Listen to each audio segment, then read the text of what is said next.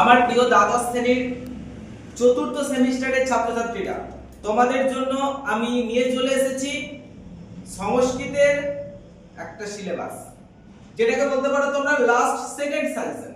তো এই সাজেশনের মধ্যে আমি সবচেয়ে কম করে গোটা ইউটিউব দুনিয়া, ফেসবুক দুনিয়া খুঁজলে তোমরা এর থেকে কম সাজেশন পাবে না। তো বেশি বকবক না করে আমি সরাসরি চলে আসছি ভিডিওর মধ্যে। তোমরা অবশ্যই জানো যে তোমাদের তিনটে টেক্সট আছে, একটা হাস্যবিদ্যা কথা, 2 নম্বর আছে তোমাদের কবিতা বনেচর ভাষণম, আর একটি দৃশ্যকাব্য অর্থাৎ নাটক আছে আত্মীয় বনদেবতা সংবাদ। তো এখান থেকে খুব কম সংখ্যক সাজেশনের মধ্যে আসছি। প্রথমে আসছি হাস্যবিদ্যা কথা, তিনটে আমি কোশ্চেন দেব, তিনটে। দেখো, প্রথমে তোমরা করবে চতুর্থ জনের ধূর্ততার পরিচয়, এটা কিন্তু খুব ইম্পর্টেন্ট, করতে হচ্ছে তোমাদেরকে। আরেকটা কোশ্চেনের উত্তর একটাই হবে, কিন্তু কোশ্চেন হবে নানা ভাবে। আমি দেখিয়ে দিচ্ছি, দেখো, চতুর্থ চোর কিভাবে সকলকে চোর প্রতিপন্ন করে। এই কোশ্চেনের একই উত্তর ঘুরিয়ে দিতে পারে যে চতুর্থ চোর নিজেকে কিভাবে নির্দোষ প্রমাণ করে, স্বর্ণবীজ বপনে কেউ রাজি হয়নি কেন। লাইন তুলে দিতে পারে কশ্চিৎ দিয়তাম, কে কখন কার উদ্দেশ্যে যুক্তি করেছেন, বক্তা কি বক্তা পেয়েছিলেন, মানে পুরো ঘটনাটা, যেটা এই চতুর্থ চোর সকলকে চোর প্রতিপন্ন করে যে উত্তর, সেই সেম উত্তর দাঁড়াবে কিন্তু এই কশ্চিৎ দিয়তাম। ঠিক একই উত্তর হবে জুয়াম সর্বেপি চৌড়া, কে কাকে বলেছিল, শুধুমাত্র এই বক্তা শ্রোতাটা চেঞ্জ হবে, তারপর কিন্তু এক উত্তর হবে কিভাবে সকলকে চোর প্রতিপন্ন করে। কিংবা দেব ক্ষেত্র বীজ সম্পন্নে, কে কাকে বলেছিল, বক্তা কাকে বীজ বপনে নিযুক্ত করেছিল। এই এতগুলো কোশ্চেন আমি ওভার দিয়ে বলেছি, একটা উত্তরের মধ্যে এসে যাবে, ঘুরিয়ে দিতে পারে, খুব ইম্পর্টেন্ট। তার মধ্যে যে সকলকে কিভাবে চোর প্রতিপন্ন করে, এটা এইভাবে উত্তরটা দিয়ে দিতে পারে।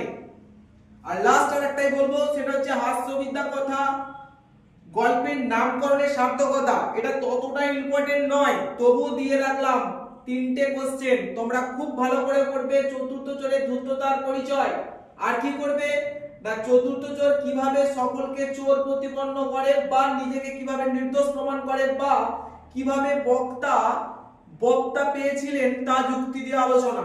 সেম এই দুটো কোশ্চেন ভালো করে পড়ে যাও, তোমরা অবশ্যই একটা পাচ্ছ। এরপর দেখো তোমাদের বনেচর ভাষণম যে কবিতাটা আছে, সেখান থেকে আমি মাত্র তিনটে কোশ্চেন দিয়েছি। তো তিনটে কোশ্চেন কি কি দিয়েছি, যুধিষ্ঠিরের প্রতি বনেচরের বক্তব্য, এই কোশ্চেনটাই অন্যভাবে আসতে পারে, দুর্যোধনের শাসন পদ্ধতি লেখো। অর্থাৎ এই দুটো একটাই উত্তর হবে, খুব খুব খুব ইম্পর্টেন্ট। আর কি দিয়েছি না, বনেচরের চরিত্র আলোচনা করো, এটা দেখে যাবে।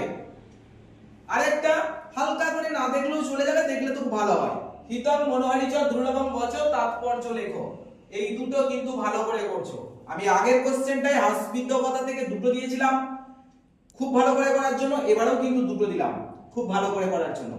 আর এরপর যে নাটকটা আছে আত্মীয় বনদেবতা সংবাদ, আমি বলবো ওটা বড় কোশ্চেন করতে হবে না তোমাদের জন্য। ওই তিনটের জন্য ওই তিনটে শুধুমাত্র শর্ট কোশ্চেন করো। আবার নতুন একটা নোটিশ এসেছে যে আর তোমাদের সংস্কৃত উচ্চারণে বা সংস্কৃত ভাষায় লিখতে হচ্ছে না, বাংলা ভাষায় লিখলেই চলবে। সংস্কৃত লিখলে ভালো হয়, সংস্কৃত ইংরেজি বাংলা তিনটে ভাষা অল্টারনেটিভ দিয়েছে, তোমার ইচ্ছা মতো তুমি লিখবে। তাহলে কি হলো, শর্ট কোশ্চেন তো তোমাদের পেয়ে যাচ্ছ। আর বড় কোশ্চেন হাস্যবিদ্যা কথা থেকে তুমি করছো দুটো, আর বনেচর ভাষণম থেকে খুব ভালো করে করছো এই দুটো।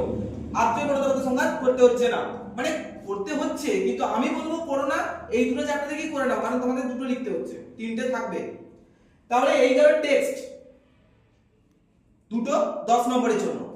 এরপর আর বড় কোশ্চেন তোমাদের লিখতে হবে কোথায়, সাহিত্যের ইতিহাস। সাহিত্যের ইতিহাসের কয়েকটা টপিক আছে, দেখো, গদ্য কাব্য আছে, তোমাদের চম্পু কাব্য আছে, আয়ুর্বেদ আছে, আর কিছু সংস্কৃত পণ্ডিতদের জীবনী এবং তাদের সাহিত্য কীর্তিটা তোমাদের আছে।